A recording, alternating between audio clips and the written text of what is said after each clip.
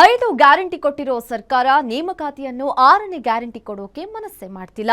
ಬಹುತೇಕ ಸರ್ಕಾರಿ ಇಲಾಖೆಗಳಲ್ಲಿ 6ನೇ ಭಾಗ್ಯ ಸಿಗುತ್ತೆ ಅಂತ ಸಾವಿರಾರು ಆಕಾಂಕ್ಷಿಗಳು ಚಾತಕ ಪಕ್ಷಿಯಂತೆ ಕಾಯ್ತಾ ಇದ್ದಾರೆ. ಎಷ್ಟೇ ಹೋರಾಟ ಮನವಿ ಮಾಡಿದ್ರೂ ನೇಮಕಾತಿಯನ್ನು ಆಸೆಯ ಬುತ್ತಿ ಸಿಗ್ತಿಲ್ಲ ಅಂತ ಆಕ್ರೋಶ ಹೊರಹಾಕ್ತಿದ್ದಾರೆ.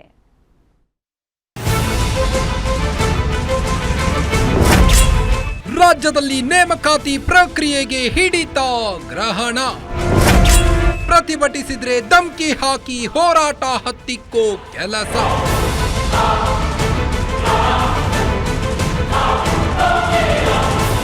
ಕಾಂಗ್ರೆಸ್ ಸರ್ಕಾರ ಅಧಿಕಾರಕ್ಕೆ ಬಂದಾಗಿನಿಂದ ನೇಮಕಾತಿ ಪ್ರಕ್ರಿಯೆ ಮಾಡುವುದನ್ನೇ ನಿಲ್ಲಿಸಿದೆ. ಸರ್ಕಾರ ರಚನೆ ಆಗುವುದಕ್ಕೂ ಮೊದಲು ಆಯ್ಕೆಯಾಗಿದ್ದ ಸಾವಿರಾರು ಅಭ್ಯರ್ಥಿಗಳು ಇಂದಲ್ಲ ನಾಳೆ ಸರ್ಕಾರಿ ಕೆಲಸ ಸಿಕ್ಕೇ ಸಿಗುತ್ತೆ ಅನ್ನೋ ನಿರೀಕ್ಷೆಯಲ್ಲಿದ್ದಾರೆ. ಆದ್ರೆ ಅವರ ನಿರೀಕ್ಷೆಯ ಕಟ್ಟೆ ಒಡೆದಿದ್ದು ಕೆಲಸ ಕೊಡಿ ಅಂತ ಪ್ರತಿಭಟನೆ ನಡೆಸುವ ಹಂತಕ್ಕೆ ಹೋಗಿದ್ದಾರೆ. ಹೀಗೆ ಆಯ್ಕೆಯಾಗಿ ನೇಮಕಾತಿಗಾಗಿ ಕಾಯುತ್ತಿದ್ದ ನೂರಾರು ಅಭ್ಯರ್ಥಿಗಳು ಅಪೆಕ್ಸ್ ಬ್ಯಾಂಕ್ನ ಆಡಳಿತ ಕಚೇರಿ ಮುಂಭಾಗ ಪ್ರತಿಭಟನೆಯನ್ನ ನಡೆಸಿದ್ರು. ಅಪೆಕ್ಸ್ ಬ್ಯಾಂಕ್ ಅಧ್ಯಕ್ಷ ಬೆಳ್ಳಿ ಪ್ರಕಾಶ್ ವಿರುದ್ಧ ಆಕ್ರೋಶ ಹೊರಹಾಕುವ ಕೆಲಸವನ್ನ ಮಾಡಿದ್ರು.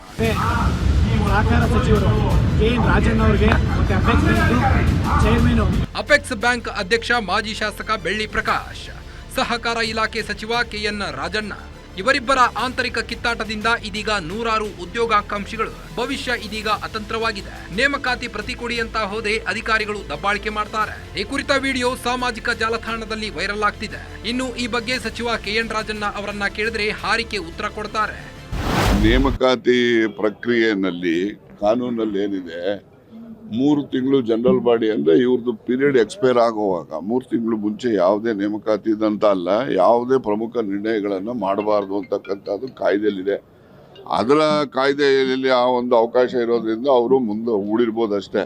ನಾವೇನೋ ಅವರಿಗೆ ಅಧ್ಯಕ್ಷರಿಗೆ ಆಗಲಿ ಅಲ್ಲಿನ ಆಡಳಿತ ಮಂಡಳಿನಲ್ಲಿ, ನಾನು ಒಬ್ಬ ಆಡಳಿತ ಮಂಡಳಿಲಿದ್ದೇನೆ, ಹಾಗಿರುವಾಗ ನಾವೇನಲ್ಲಿ ಮುಂದೂಡಬೇಕು ಅಂತಕ್ಕಂಥದ್ದು ತೀರ್ಮಾನ ನಾವೇನು ಮಾಡಿಲ್ಲ. ಮತ್ತು ಮುಖ್ಯಮಂತ್ರಿಗಳಾಗ್ಲಿ ನಾನಾಗ್ಲಿ ಯಾವುದೇ ಸೂಚನೆಯೂ ಕೂಡ ಕೊಟ್ಟಿಲ್ಲ.